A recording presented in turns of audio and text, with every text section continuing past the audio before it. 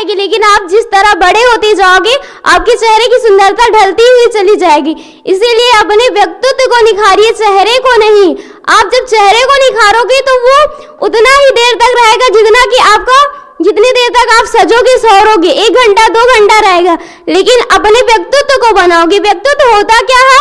व्यक्तित्व वो होता है जैसे कि हमारे बोलने का तरीका क्या होता है, हमारे बैठने का तरीका क्या होता है, हमारे खाने का तरीका क्या होता है, हम किस उद्देश्य को लेकर चल रहे हैं, हम किनके प्रति क्या भाव रख रहे हैं, हम कैसे कार्य कर रहे हैं, यही सब होता है व्यक्तित्व। और व्यक्तित्व ये होता है कि हम जो गुरु का कार्य है, जो गुरु का मिशन है, उसको किस प्रकार ले जा रहे हैं। दीदी ने सुबह सौंदर्य पे क्लास लिया था। सौंदर्य वही व्यक्तित्व जो हम लोगों को निखारना, और उस व्यक्तित्व को निखारने के लिए हमें संघर्ष करना है। और उस संघर्ष को ऐसा करना, ऐसा संघर्ष करना, अपने आप को तपाना। कहा जाता है कि जब सोना तपता है तभी वो निखरता है। तो इसीलिए हम लोगों को अपने व्यक्तित्व को संवारना है, और संवारने के लिए हमको अधिक तपना है।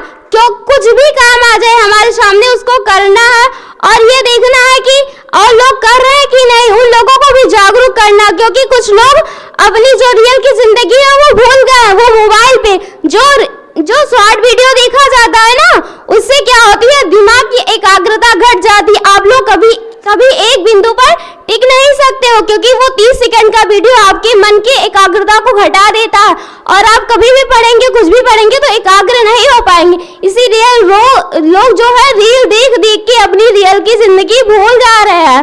इसीलिए हम लोगों को ज्यादा मोबाइल नहीं देखना, हम लोगों को उतना ही देखना है जितना कि हम लोगों के लिए है सही। बात करना तो बात करिए, और पढ़ाई करना तो पढ़ाई कीजिए, इसके अलावा मोबाइल नहीं चलाना। और हम अपने आप को तो देखें कि हम कैसे मार्ग पे जा रहे हैं, क्योंकि हमसे जो छोटे हैं ना, वो भी हम लोगों को देखकर और वैसे ही सीखते जा रहे हैं, और वैसे हम सीखते जा रहे हैं। जैसे हम अच्छे कार्य करेंगे तो जो हमारे छोटे हैं वो भी अच्छे कार्य ही करेंगे। लेकिन अगर जो हम कहीं गलत रास्ते पे जा रहे हैं तो वो छोटे हैं, वो छोटे जो हैं वो भी वैसे देखेंगे और चले जाएंगे उसी रास्ते पे जिस रास्ते पे हम जा रहे हैं। इसीलिए हम लोगों को बहुत ही अच्छे से ध्यान देना है कि हम किस रास्ते पे जा रहे हैं। सबसे अच्छी बात यह है कि हम लोगों को कुछ बातों का ध्यान रखना चाहिए कि हमारे लिए सबसे महत्वपूर्ण समय कौन सा है, क्योंकि हम लोग आने वाले कल या फिर जो बीत गया कल उसके बारे में सोचते हैं और उसी में अपना सारा समय गवा देते हैं। हम अपने वर्तमान स्थिति में नहीं जी रहे हैं, क्योंकि जो वर्तमान में जीता उसके चेहरे पे हमेशा मुस्कुराहट होती है। और जो इस समय हो रहा है, जो कार्य है हमारे सामने, वो सबसे महत्वपूर्ण है, क्योंकि जो हमारे सामने कार्य होता है वही सबसे ज्यादा महत्वपूर्ण होता है। और जो पीछे कार्य है उसको नहीं देखना, पहले अपने सामने वाले कार्य को देखना है। तीसरी बात यह है कि हमारे लिए सबसे महत्वपूर्ण लोग कौन है। हमारे लिए सबसे महत्वपूर्ण वही लोग हैं जो आज हमारे सामने हैं, क्योंकि जो हमारे सामने होते हैं हम उनसे मिले जुले, उनके बात व्यवहार को देखें, वो कैसे कर रहे हैं कैसे नहीं कर रहे हैं, ये सब ज्यादा देखने की जरूरत है हमें। क्योंकि हम अपने पास पड़ोस या फिर ढेर सारी दीदी लोगों से कुछ ना कुछ सीखें, और सीखने का जो क्रम है वो चाहे छोटा हो चाहे बड़ा हो वो सीखे। क्योंकि जो सीखने की कला, हम जैसे कि हमको कुछ नहीं आ रहा तो जो छोटा बच्चा उनसे भी हम सीख सकते हैं। ज्ञान हम किसी से भी ले सकते हैं और ज्ञान किसी को भी दे सकते हैं। कभी अपने मन में अहंकार नहीं लाना है कि हाँ हमारे अंदर ये आता, हमको वो आता, ये सब हमारे अंदर अहंकार नहीं होगा, क्योंकि जब हम अहंकारी हो जाएंगे तो वहीं से हमारा पतन होना शुरू हो जाएगा। मैं मध्य प्रदेश के खंडवा जिले के छोटे से ग्राम पिपराड़ से आई हूँ। मेरा नाम दीपिका सोलंकी है और मैं गायत्री परिवार से 2 से 3 साल से जुड़ी हुई हूँ। और मुझे जो गायत्री मंत्र से जो शक्ति मिली है, वो उस शक्ति के बारे में मैं आपको क्या बताऊँ। पहले मुझे इतना गुस्सा आता था, मेरी मम्मी मुझे रोज डांटती थी, बेटा तू सुबह जल्दी उठा कर काम किया कर कुछ, और खेत में भी जाया कर, ऐसे बोलती थी मेरी मम्मी। फिर मैंने यहाँ पर भैया, मैं हमारे गांव में गई थी पिपराड़ में एक बार, तो मैंने देखा भैया को कि ये ऐसा क्या हो रहा है, ये गायत्री परिवार क्या है। फिर सब हमारे गांव से जो दीदी है संगीता दीदी, उन्होंने फिर बताया हमको कि गायत्री परिवार में ऐसा होता है, ये मंत्र जपना चाहिए, इससे शक्ति मिलती है, हमको सद्बुद्धि मिलती है। फिर मैंने गायत्री मंत्र चालू किया स्टार्ट जपना, तो उससे मेरे मन में जो भी क्रोध आता था मुझे ज़्यादा इतना, वो सब ख़त्म हो गया। और मेरा यहाँ आने का कुछ इतना वो नहीं था, मेरा मन भी नहीं हो रहा था यहाँ आने का, पर मेरे घर में पैसे भी नहीं थे यहाँ आने के लिए कि मैं हरिद्वार आ सकती हूँ। पर मेरा किस्मत इतना अच्छा है, मुझे इतनी खुशी हो रही है कि मैं यहाँ आ गई हूँ। और गुरुदेव की इतनी कृपा हुई कि मेरे पास कहीं से भी पैसे आ गए। मैं मजदूरी गई थी 2-3 दिन पहले पत्थर वत्थर बीनने गई थी, वहाँ से मैंने पैसे इकट्ठे किए और मैं यहाँ हरिद्वार आई हूँ। कार्यक्रम में गई हो कन्या कौशल में? मैं बुरहानपुर गई हूँ, सिरसोद गई हूँ, कोदलाखेड़ी गई हूँ और भी बाकी गांव में गई। कैसा लगता गायत्री परिवार? बहुत अच्छा लगता है। बहुत अच्छा लगता? हाँ। सबसे अच्छा? हाँ, सबसे अच्छा लगता है। यहाँ हरिद्वार आई हो, कैसा लग रहा है? यहाँ पे तो इतना अच्छा लगता है, इतनी शांति है यहाँ पे कि आपको मैं बता नहीं सकती। आपका गांव कैसा है? मेरा गांव भी बहुत अच्छा है और बाकी पहले से भी सुधार हो गया। अब शराब कम पीते हैं, लेकिन अभी और सुधार करना है। कितनी बेटियां आपके गांव से जुड़ी हुई है? मेरे गांव से 15-20 लड़कियां जुड़ी हुई है। अभी यहाँ पर कितनी आई है? अभी यहाँ पे 15। बेटियों के जीवन में यदि गुरुजी और गुरुदेव के विचार आ जाएं तो जीवन आसानी से पार कर सकती है क्या? हाँ, बिल्कुल कर सकती है, क्योंकि जो ये गायत्री मंत्र है ये सद्बुद्धि का मंत्र है। इससे हमारे जीवन में जो भी परेशानी आती है वो सब दूर हो जाती है। तो यदि मुश्किलें बहुत सारी हैं तो क्या छोटा सा दीपक लगाकर 9 मिनट की साधना करना चाहिए कि नहीं करना? हाँ, करना चाहिए, बिल्कुल करना चाहिए। आप सभी को मेरा सादर प्रणाम। ले लो माइक। मेरा नाम रितिका है और मैं खंडवा ज़िले के छोटे से गांव ग्राम दुगवाड़ा से आई हूँ और मुझे यहाँ आकर बहुत अच्छा लग रहा आप सभी से मिलकर। और मैं मेरे गांव में हर रविवार भजन करती हूँ, सभी बहनों की टोली बनाती हूँ। और यहाँ तो हम 2 ही बहनें आई हैं, पर अब मैं आऊँगी ना तो मेरे साथ 24 बहनों को भी लेकर आऊँगी और आसपास के 4-5 गांव को मतलब गांव में जाकर भी बहनों को इकट्ठा करूँगी।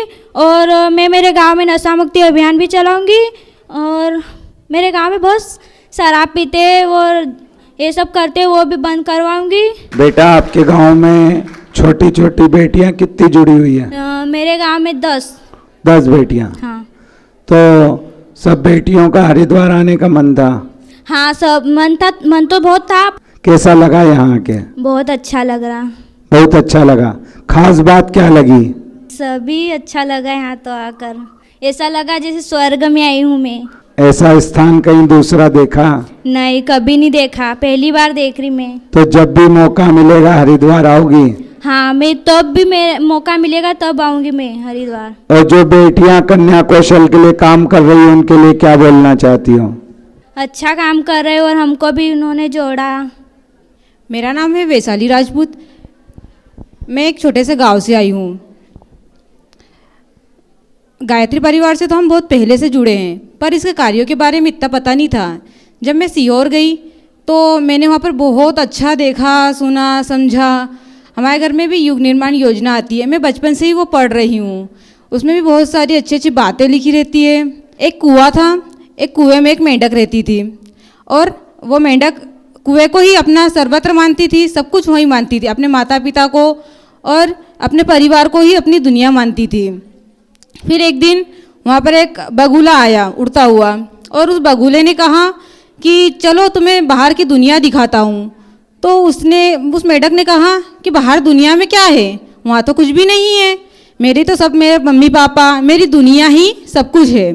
तो वो प्रतिदिन आता था और उसे वही समझाता था कि चलो बाहर की दुनिया। तो एक दिन मेंढक ने कहा क्यों ना मैं बाहर देख के आऊँ।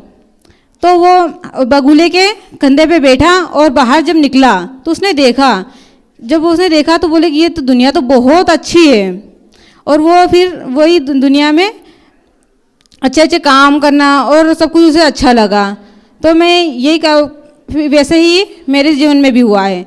एक दिन पूर्णिमा दीदी और ब्रिजेश अंकल हमारे गांव में आए थे, उन्होंने गायत्री परिवार के बारे में बताया और कन्या कौशल शिविर जो सिरसोद में हुआ था। मेरे मन में बहुत सारे सवाल थे। मैं भगवान से हमेशा यही कहती थी कि भगवान जी आपने मुझे तो कुछ ऐसा दिया ही नहीं कि मैं भी समाज के लिए कुछ कर सकूं। फिर मैंने सिरसोद में देखा, वहाँ पर दीदियाँ आई थी, उन्होंने इतनी अच्छी अच्छी बातें बताई हमें कि हमें बहुत कुछ सीखने को मिला। और अब मैं भी कुछ समाज के लिए करना चाहती हूँ और मैं यहाँ से एक संकल्प लेके जाना चाहती हूँ। मैं भी मेरे गांव में अखंड दीपक जलाऊंगी 9 दिन का और 108 घरों में अखंड दीपक जलाऊंगी और दीप यज्ञ करवाऊंगी। यहाँ की तो कुछ बता ही नहीं सकते, इसके लिए तो कोई वर्णन किया ही नहीं जा सकता है। इतना सुकून, इतना शांति, पता नहीं। हम जब मैं आई थी तो मुझे बहुत डर लग रहा था, क्योंकि मम्मी पापा से कभी दूर नहीं हुए थे, तो डर भी लग रहा था कि यहाँ पर अच्छा लगेगा या नहीं लगेगा। आसपास के गाँव रहते तो मम्मी पापा को फ़ोन करके बुला लेते और वापस चले जाते, पर इतनी दूर आएंगे तो अच्छा लगेगा कि नहीं। पर जब से आए हैं हम तो घर पे फ़ोन भी नहीं करते कि मम्मी पापा हमें अच्छा लग रहा है कि कैसा लग रहा है। अभी तक हमने फ़ोन भी नहीं लगा कि उनको बताया भी नहीं कि हम कहाँ पर है, क्या कर रहे हैं। बहुत अच्छा लग रहा है यहाँ पे। और हमारी खासकर यूपी की बेटियां कैसी लगी आपको? वो भी बहुत अच्छे हैं, वो भी अच्छे से बात करते हैं, एकदम ऐसे रहते जैसे कि बहनों हैं। मेरा नाम प्रज्ञा पाटिल है और मैं भिंगावा से आई हूँ, मध्य प्रदेश से। मेरे गांव से मैंने लड़कियों को बोला कि चलो चलो, कोई नहीं गया, पर मैंने बोला कि मैं जाऊंगी। मेरे गांव की लड़कियां बोले कि तू अकेली जाएगी तो तेरे को बुरा नहीं लगेगा। मैंने बोला कि मेरे को बुरा लगेगा तो लगेगा, पर मैं जाऊंगी, मैं हिम्मत नहीं हारूंगी। और मेरे गांव की लड़कियां बोले कि तुम्हारी स्कूल इतने दिन से छूटेगी, तुम कैसे जा सकती हो। तो मैंने बोला कि नहीं, मैं जाऊंगी। और मेरी स्कूल में आयल हुई टीचर भी बोले कि तू कैसे जा रही, मत जाए, तू स्कूल के तेरी छूटेगी। पर मैंने बोला नहीं, मैं जाऊंगी। और दीदियों ने भी बोला कि तुम चलो चलो, तो मैं आ गई। अच्छा, ये सब बेटियों के लिए क्या संदेश देना चाहती हो? बेटियों के लिए क्या संदेश देना चाहती हो? तुम अगली बार भी आना और तुम जुड़ना गायत्री परिवार से, और हर बार आना। और आगे बड़ी होकर क्या काम करना चाहती हो गुरुजी का? मैं हजारों बेटियों को जोड़ना चाहती हूँ गुरुदेव के काम में। मुझे सबसे अच्छा तो गायत्री माता का मंत्र बोलना लगता है, और सबसे अच्छा गुरुदेव के ध्यान में लगना अच्छा लगता है। बड़ी होके क्या बनना चाहती हो? पुलिस। आगे कैसा सुधार करोगी भारत का? मैं कभी पुलिस बन गई तो शराब की दुकानों को बंद करवाऊंगी, बीड़ी पीने वालों को बंद करवाऊंगी। अपने माँ बाप को धोखा मत दो, अपने माँ बाप ने अपन को पाल पोस के बड़ा किया है। परम पूज्य गुरुदेव की, परम वंदनीय माता जी की, बोल युगाधिपति महाकाल की। सबको मेरा सादर प्रणाम। मेरा नाम है वैष्णवी तंवर। मैं मध्य प्रदेश के खंडवा जिले से आई हूँ। मैं बताना चाहती हूँ कि हम गायत्री परिवार से जुड़ने के बाद हमको कैसा लगा। पहले तो हम सिरसुद गए थे, हमें दीदियों ने बताया कि गायत्री मंत्र क्या होता है, कैसे उसमें क्या क्या यज्ञ होते हैं, हवन होते हैं। तो हम जुड़े और हमारे जीवन में बहुत ज़्यादा बदलाव आए, और हमें बहुत अच्छा लगा कि दीदियों ने हमको सिखाया और हमने हमारे घर आके यज्ञ करवाए, हवन करवाए और यज्ञशाला लगवाई। और मैंने अपने घर वालों को बताया कि आप भी जुड़ो, आप भी ये सब करो। पर हमें बोले कि नहीं, हमारे पास इतना वक्त ही नहीं है, आप जाओ। पर हमें बहुत ने बोला भी, बहुत सारे लोग बोलते थे कि आपके स्कूल जाओगे कि यहाँ पे ये सब करोगे। तो हमने बोला क्या हुआ, हम लड़कियां हैं, सब करके दिखाएंगे। बहुत सारी लड़कियां खेत में भी जाती है और पढ़ाई भी करती है और नौकरी भी करती, वैसे हम भी सब कुछ करके दिखाएंगे। और मतलब कि मैंने घर वालों को बोला कि मैं यहाँ पे जाऊंगी। मेरी मम्मी और ये सब नहीं बोल गए थे कि तुम वहाँ पे जाके क्या करोगी, तुमको पता ही है अभी तुम दूर जा रहे हरिद्वार, वहाँ के मौसम कैसा होगा, वहाँ किसके साथ जाओगी। पर मैंने मेरी मम्मी से बोला जिद कर कि मम्मी वहाँ पे दीदी है, बड़े बड़े भैयाओं ने सब हमको साथ देते हैं। पहले हम सिरसुद गए थे और हमको अच्छा कुछ बताया, यहाँ जाएंगे तो और ज़्यादा अच्छा लगेगा हमें कि हमको क्या क्या बता रहे हैं। इसलिए मेरी मम्मी से मैं जिद करके यहाँ पे आई थी और मुझे यहाँ आकर भी बहुत अच्छा लगा। पहले तो मैं बहुत डरती थी स्टेज पर बोलने से भी कि क्या हो गया, सब क्या बोलेंगे। पर मुझे ना जब से सिरसुद गई हूँ ना तो बहुत ज़्यादा हिम्मत आ चुकी है कि अपन ने करके दिखाना, अपन एक लड़की है। और जब से सिरसुद आए ना तो हम हमारे गांव में हर गुरुवार सत्संग लगाते हैं, यज्ञशाला लगाते हैं और बताते हैं सब बच्चियों को कि आप भी जुड़ो, आप भी सब कुछ करो। हमने नशा मुक्त योजना बनाई है और मैं मेरी बुआ जी के यहाँ पढ़ती हूँ, मेरे घर नहीं पढ़ती हूँ। पर मैंने ये संकल्प लिया है कि मैं मेरे घर जाऊँगी और वहाँ की लड़कियों को भी लाऊंगी गायत्री परिवार जुड़ने में।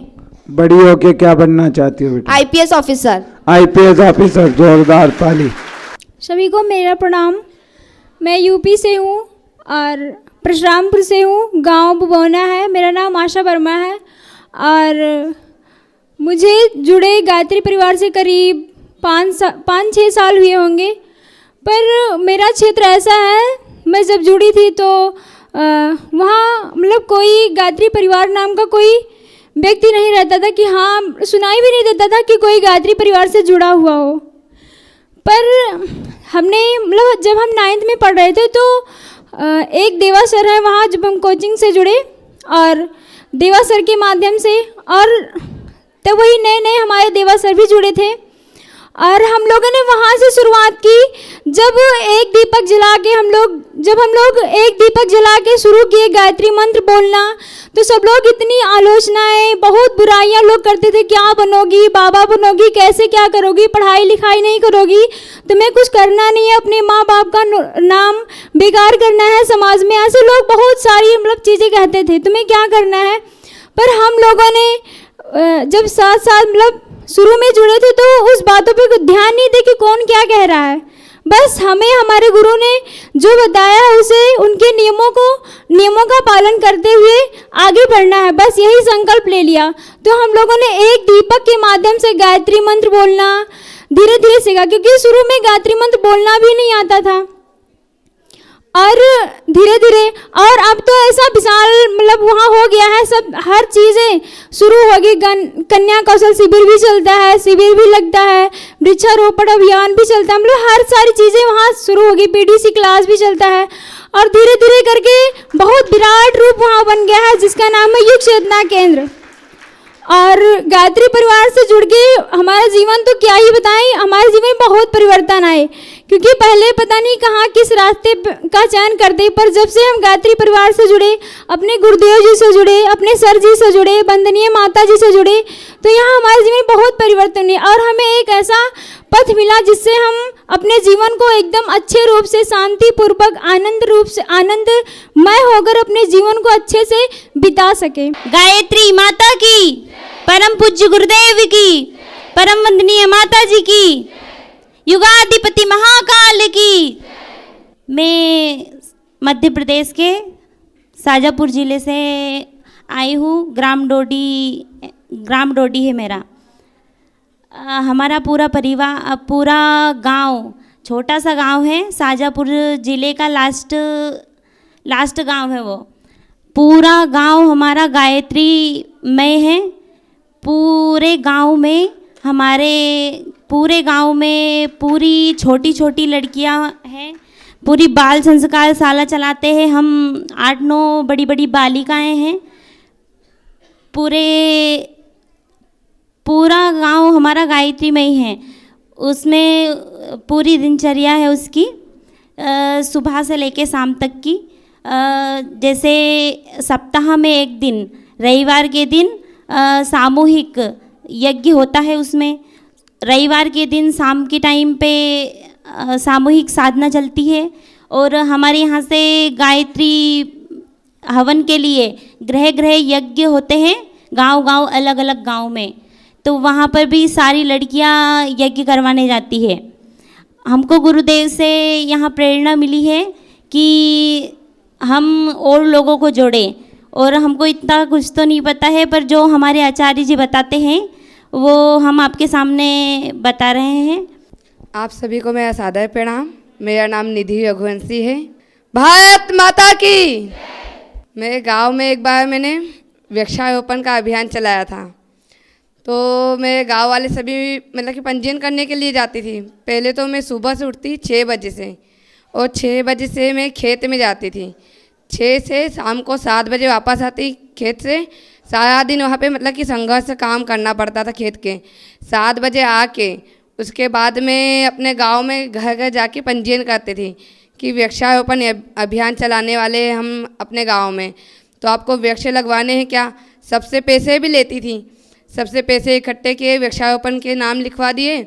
उसके बाद बहुत दिन तक वृक्ष आ नहीं पाए। 7 दिन हो गए थे। तो मेरे पापा, मेरे गाँव वाले बहुत मेरे को डांटे भी कि तूने नाम तो लिख लिए हैं, अब इनके पेड़ तो नहीं आए हैं, फिर तू कहेगी क्या, अब गाँव वालों को क्या जवाब देगी। वो तेरे को बहुत सारी बातें फिर बोलेंगे। तेरे को डांटेंगे चिल्लाएंगे। मैंने बोला मैंने हिम्मत से रोज़ शाम को संघर्ष करके नाम लिखे हैं, तो मैं इनके लिए वृक्ष जरूर बुलवा के रहूँगी। और अपने देश के लिए, अपने नई देश के लिए कर पाते हैं तो अपने ज़िले के लिए नहीं कर पाए कुछ तो अपने गांव के लिए कुछ न कुछ अपन को करना ही चाहिए।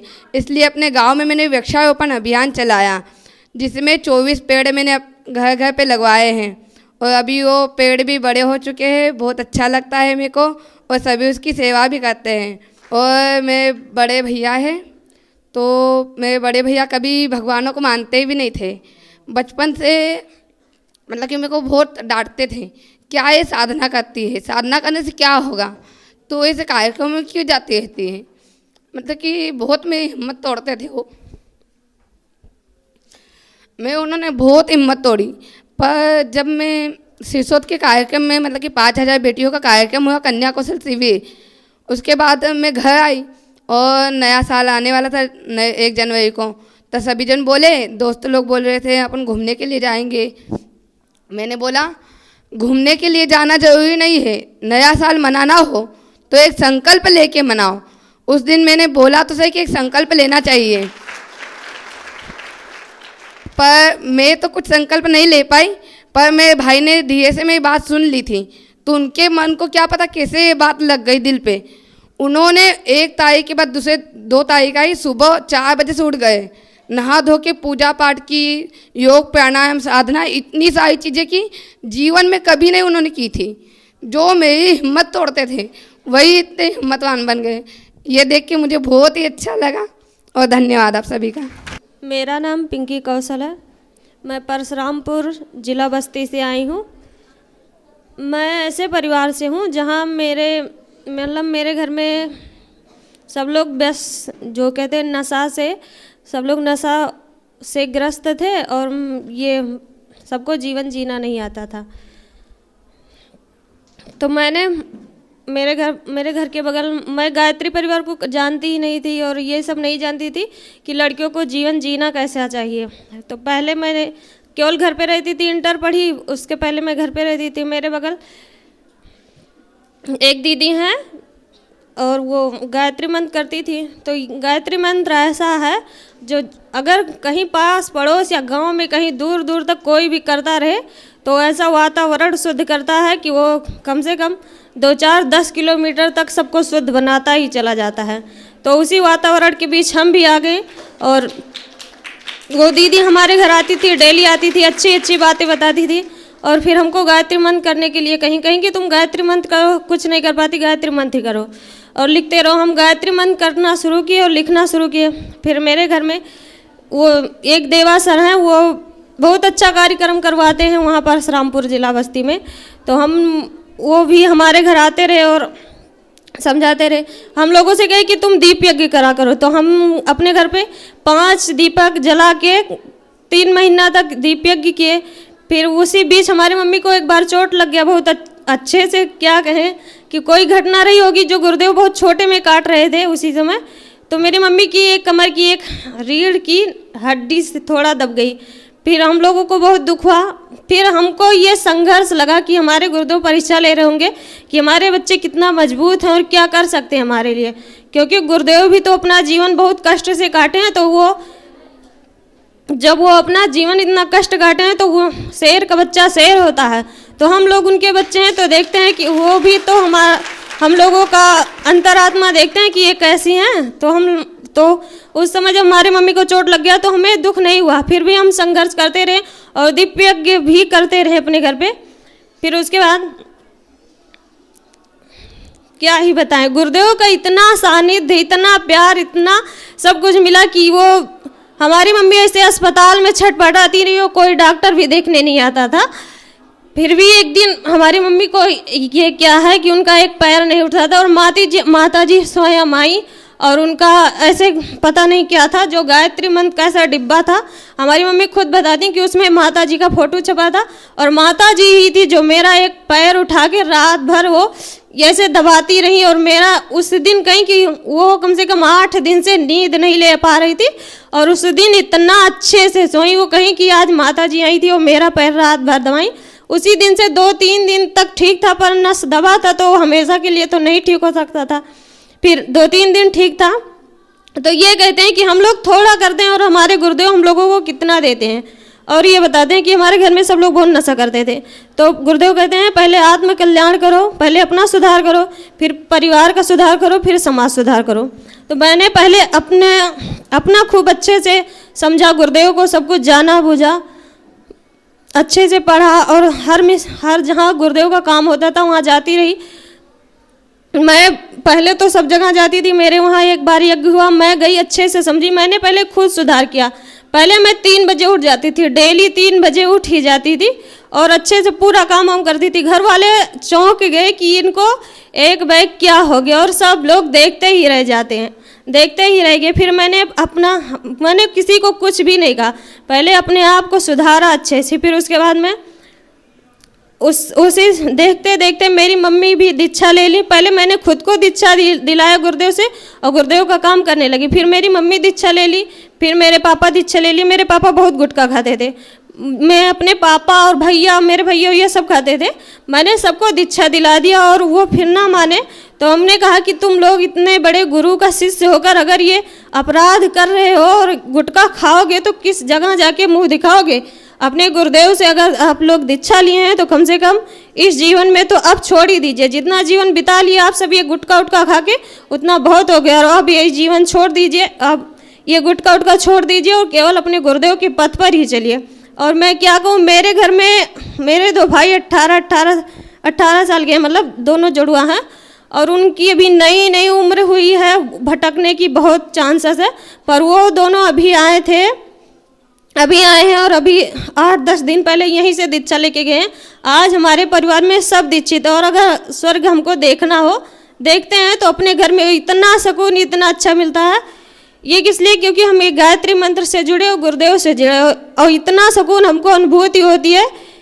और आरी बगल पड़ोस के जो भी आते हैं कहते हैं कि आपका घर कितना सुधर गया, क्योंकि पहले जो लोग बुरा देखते थे और आज वो अच्छा देख रहे हैं, तो उन सबको बहुत अचंभव हो रहा है बहुत।